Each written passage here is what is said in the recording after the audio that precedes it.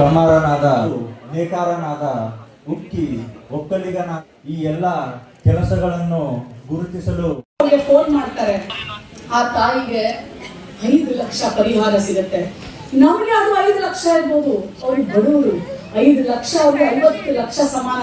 ಮಗುವನ್ನ ಕೊಡಿಸ್ಕೊಳಕ್ ಆಗುದಿಲ್ಲ ನನಗೆ, ಆ ತಾಯಿಗೆ ಮಗುವನ್ನ ಕೊಡಿಸ್ಕೊಳಕ್ ಆಗುದಿಲ್ಲ. ಆದ್ರೆ ಇನ್ನೊಂದು ಮಗು ಅದು ಸಾಯಬಾರದು ಅಂತ ಹೇಳಿ ಇವತ್ತು ಟ್ರಾನ್ಸ್ಫಾರ್ಮರ್ಗಳು ಬಂದಿದೆ, ಸರಿಯಾಗಿರೋ ಕಂಬಗಳು ಬಂದಿದೆ.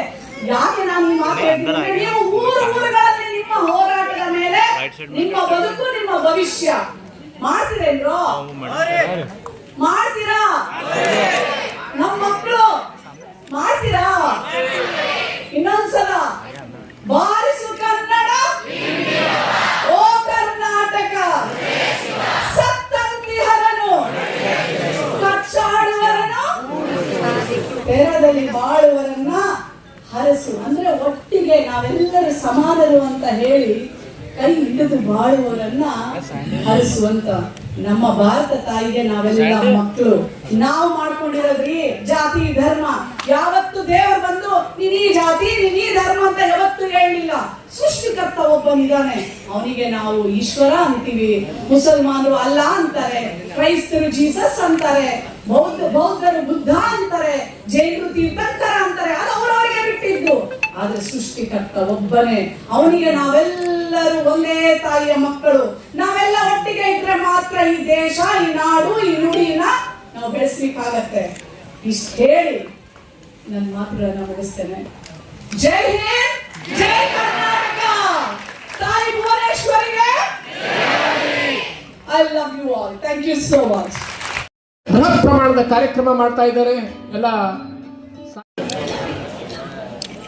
ಇದಾದ್ಮೇಲೆ ಶಿಕ್ಷಣ ಕ್ಷೇತ್ರದಲ್ಲಿ ಬಸವ ತಂದೆಯನ್ನ ಅರುಣ್ ಮಂದಿರದಲ್ಲಿ ಧ್ಯಾನಿಸುತ್ತಾ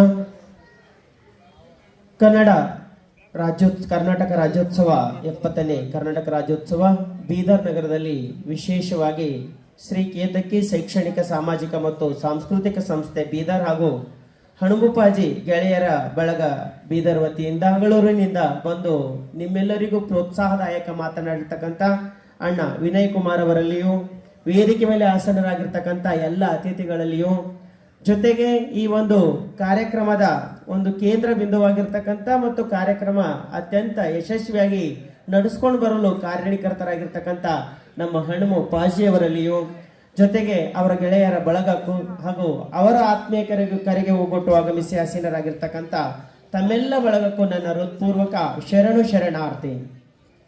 ನೀವು ಯಾರು ಹೇಳಿಲ್ಲ, ಶರಣಾರ್ಥಿ. ಕನ್ನಡಕ್ಕೆ ಹೋರಾಡು ಕನ್ನಡದ ಕಂದ, ಕನ್ನಡವ ಕಾಪಾಡು ನನ್ನ ಆನಂದ. ಈಗಾಗಲೇ ಸಮಯ ಬಹಳ ಆಗಿದೆ, ಎಲ್ಲರ ಕಣ್ಣು ಇನ್ನೇನು ಸನ್ಮಾನ ಮುಗಿದು ಮನೆಗೆ ಹೋಗಬೇಕು ಅಂತನ್ನೋಂಥ ಪರಿಸ್ಥಿತಿ ಇದೆ. ಆದರೂ ಕೂಡ ಕೊನೆಗೆ ಸಾನ್ನಿಧ್ಯ ನೋಡಿ ಮಾತಾಡೋಂಥ ಕೂಡ್ಸ್ಯಾರ, ಅದಕ್ಕೆ ಕರೆದು ಕೂಡ್ಸ್ಯಾರ ಅಂದ್ರೆ ಒಂದು ತಾಸರ ಮಾತಾಡ್ತೀನಿ ಮಿನಿಮಮ್, ಓನ್ಲಿ ಒಂದು ತಾಸು ಅಂತ ನಮ್ಮ ಚಿಮ್ಕೋಡೆ ಅಣ್ಣವ್ರು ಹೇಳತ್ತಾರೆ. ಬಹಳ ಸಂತೋಷ ಇವತ್ತಿನ ದಿನ ಈ ಒಂದು ವೇದಿಕೆ ಮೇಲೆ ಕುಂತು ಮಾತಾಡ್ಲಿಕ್ಕೆ. ಸುಮಾರು 4 ವರ್ಷದಿಂದ ಈ ಒಂದು ಕಾರ್ಯಕ್ರಮ ಪ್ರಾರಂಭವಾಗಿದೆ. ಪ್ರಾರಂಭವಾದಾಗ್ಲಿಂದ ಇವತ್ತಿನವರೆಗೂ ಕಂಟಿನ್ಯೂ 4 ವರ್ಷ ಈ ವೇದಿಕೆಗೆ ನಾನು ಬಂದಿರ್ತಕ್ಕಂಥದ್ದು. ಬಂಧುಗಳೇ, ಕನ್ನಡದ ಕುರಿತಾಗಿ ಈಗಾಗಲೇ ನಮ್ಮ ಲಿಂಗಾರತಿ ಅಕ್ಕವರು ಬಹಳ ಸವಿಸ್ತರವಾಗಿರ್ತಕ್ಕಂಥ ವಿಚಾರವನ್ನು ತಿಳಿಸಿದ್ರು. ಒಂದು ಅಭಿಮಾನದ ಮಾತು ನಾವು ನೀವುಗಳೆಲ್ಲ ಅರ್ಥ ಮಾಡ್ಕೊಳ್ಬೇಕಂದ್ರೆ, ಯಾಕೆಂದ್ರೆ ನಾಡಿನ ಮೂಲೆಯಿಂದ ಇಲ್ಲಿ ಒಂದು ಅಭಿನಂದನೆಯನ್ನು ಸ್ವೀಕರಿಸಲು ಬಂದಿರತಕ್ಕಂಥ ಅನೇಕ ತಮ್ಮಗಳಿಗೆ ನಮ್ಮ ನೆಲದ ಹಿರಿಮೆ ಮತ್ತು ಗರಿಮೆಯ ಬಗ್ಗೆ ಮಾತಾಡಬೇಕಂದ್ರೆ ಇಡೀ ಜಗತ್ತಿಗೆ ಪ್ರಜಾಪ್ರಭುತ್ವದ ಕಲ್ಪನೆ ನಾವು ನೋಡ್ತೀವಿ. 13ನೇ ಶತಮಾನದಲ್ಲಿ ಬ್ರಿಟನ್ನಲ್ಲಿ ಕಾಮನ್ ಹೌಸ್ ಅನ್ನ ಮಾಡಿ ಅದರ ಮುಖಾಂತರ ಇಡೀ ಜಗತ್ತಿಗೆ ಪ್ರಜಾಪ್ರಭುತ್ವವನ್ನು ಕೊಟ್ಟರು ಅಂತ ಒಂದು ಇತಿಹಾಸವನ್ನ ಬರೆದಿಟ್ರು. ಇವತ್ತಿಗೂ ಕೂಡ ಆ ಮಾತು ನಮ್ಮ ಮಕ್ಕಳು ಮಾತಾಡ್ತಾರೆ.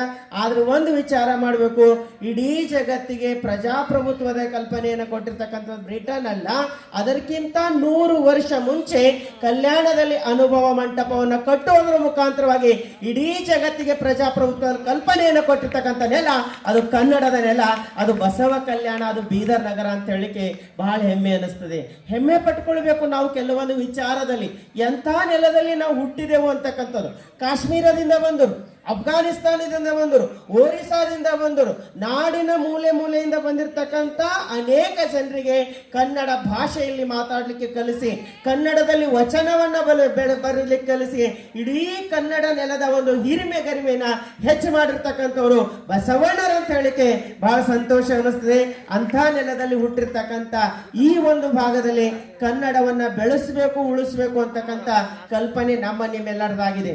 ಒಂದು ಮಾತು ನಮ್ಮ ಅಭಿಷೇಕ್ ಮಠಪತಿ ಅವರು ಸ್ವಾಗತ ಮಾಡಬೇಕಾದಾಗ ಒಂದು ಮಾತು ಹೇಳಿದ್ರು, ಕನ್ನಡ ನಾವು ಬೆಳೆಸಬೇಕಾಗಿಲ್ಲ. ಕನ್ನಡ ಬೆಳೆಸಬೇಕಾಗಿಲ್ಲ. ಯಾಕೆ ಬೆಳೆಸಬೇಕಾಗಿಲ್ಲ ಅಂದ್ರೆ ಕನ್ನಡ ಬಳಸ್ತಾ ಹೋಗ್ರಿ, ಅದು ತನ್ನಿಂದ ತಾನೇ ಬೆಳೀತಾ ಹೋಗ್ತದೆ ಅಂತಕ್ಕಂಥ ಮಾತು ಹೇಳಿದ್ರು. ನಿಜವಾಗ್ಲೂ ಅದು ಬಳಸ್ತಾ ಹೋಗ್ತಕ್ಕಂಥದ್ದು ಬಹಳ ದೊಡ್ಡದು. ಇವತ್ತು ನಾವು ನೋಡ್ತಾ ಇರ್ತೀವಿ, ಮಿನಿಮಮ್ ನಾವು ಆಡ್ತಕ್ಕಂಥ ಭಾಷೆಯಲ್ಲಿ ನೂರಾರು ಮಾತುಗಳು ಇಂಗ್ಲಿಷ್ ಪದಗಳು ಸೇರ್ಕೊಂಡವ. ಇನ್ನು ನಮ್ಮ ಬೀದರ್ ಬಗ್ಗೆ ಹೇಳ್ಬೇಕಂದ್ರೆ ಅದ್ರಾಗ ತೆಲುಗು ಸೇರಿವೆ, ಮರಾಠಿ ಸೇರಿವೆ, ಎಲ್ಲ ಸೇರಿ ನಾವು ಹೆಂಗೆ ಮಾತಾಡ್ತೇವೆ ಅಂದ್ರೆ ಹೊರಗಿನವ್ರು ಬಂದ್ರೆ ಕನ್ನಡನೇ ಆಡ್ಲತ್ತಾರ, ಬೇರೆ ಏನಾರ ಆಡ್ಲತ್ತಾರ ಅಂತ ವಿಚಾರ ಮಾಡ್ತಾರೆ. ಆದರೂ ಕೂಡ ನಾವು ಕನ್ನಡದ ಬಗ್ಗೆ ಹಂಗೇನು ಈಸಿಯಾಗಿ ಬಿಟ್ಟಿಲ್ಲ. ಇಬ್ಬರು, ಒಬ್ಬ ಮುಸಲ್ಮಾನ್ ಹೆಣ್ಮಗಳು, ಒಬ್ಬ ಹಿಂದೂ ಲಿಂಗಾಯತ ಹೆಣ್ಮಗಳು ಎದ್ರ ಕಡೆ ಸಿಕ್ಕರಂದ್ರೆ ಮುಸಲ್ಮಾನ್ ಹೆಣ್ಮಗಳು ಆಕಿನ ಭಾಷೆದಾಗ ಆಕಿ ಮಾತಾಡ್ರ, ಈ ನಮ್ಮ ಲಿಂಗಾಯತ ಹೆಣ್ಮಗಳು ಕನ್ನಡದಾಗೆ ಮಾತಾಡ್ತಾರೆ. ಇಬ್ರು ಅವ್ರು ಬಿಟ್ಟಿಲ್ಲ, ಇವ್ರು ಬಿಟ್ಟಿಲ್ಲ, ಆದ್ರೆ ಇಬ್ರು ಭಾಷೆ ಕಲ್ತಾರ. ಎಲ್ಲಾ ಭಾಷೆಗೆ ಗೌರವಿಸ್ತಾರ, ಆದ್ರೆ ಕನ್ನಡವನ್ನ ಆರಾಧಿಸ್ತಕ್ಕಂಥ ಗುಣ ಅದು ಬೀದರ್ ನೆಲದಲ್ಲಿದೆ ಅಂತಕ್ಕಂಥ ಮಾತನ್ನ ಈ ಸಂದರ್ಭದಲ್ಲಿ ತಿಳಿಸ್ತಾ, ನಿಜವಾಗ್ಲೂ ಮಾತಾಡೋದು ಬಹಳ ಅದ, ಅದ್ರ ಸಮಯ ಬಹಳ ಕಡಿಮೆ ಅದ.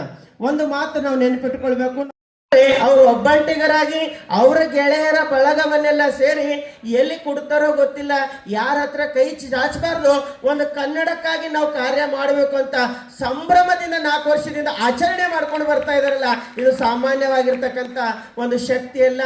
ಬಹಳ ಸರಿ ಒಂದು ಕಾರ್ಯಕ್ರಮ ಯಶಸ್ವಿಯಾಗಿ ಬಂತು ಅಂದ್ರೆ ಹಿಂದೆಲ್ಲರೂ ಬಹಳ ಚಂದ ಆಗ್ಯದಂತ ಮಾತಾಡೋದಕ್ಕಿಂತ ಮತ್ತೊಂದು ಮಾತಾಡ್ತಾರ.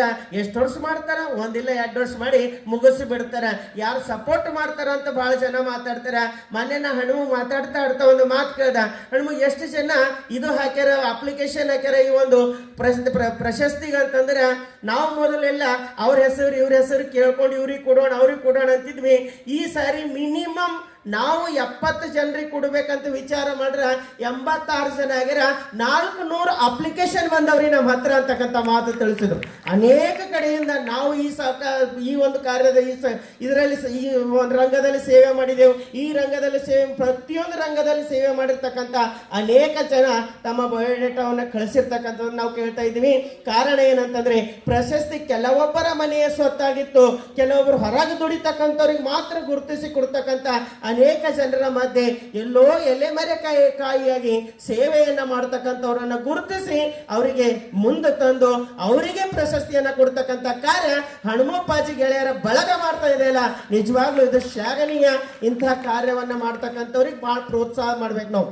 ನಿಜವಾಗ್ಲೂ ಹನುಮ ಮೊದಲಿನಿಂದನೂ ಕೂಡ ಒಂದು ಕಳಕಳಿಯ ಮನೋಭಾವ. ಯಾವುದೇ ಒಂದು ಸಂಘಟನೆ ಇರಲಿ, ಯಾವುದೇ ಒಂದು ಕಾರ್ಯಕ್ರಮ ಇರಲಿ, ಅಲ್ಲಿ ತಾನು ಹೋಗಿ ನಿಲ್ತಕ್ಕಂಥದ್ದು, ಅದರಲ್ಲಿ ತನ್ನ ಏನು ಯೋಗದಾನ ಸೇವೆ ಅದನೋ ಅದನ್ನು ಮಾಡ್ತಕ್ಕಂಥ ಅನೇಕ ಗುಣ ಅವರಲ್ಲದ. ಅದಕ್ಕಾಗಿ ಒಂದು ಮಾತು ಇನ್ನೊಂದು ಏನಂದ್ರೆ, ನಾವು ಮಾಡ್ತೀವಿ ಅಂದ್ರೆ ನಮ್ಮ ಜೊತೆ ಇರ್ತಕ್ಕಂಥವ್ರ ಸಪೋರ್ಟು ಅಷ್ಟೇ ದೊಡ್ಡದಿರ್ತದೆ.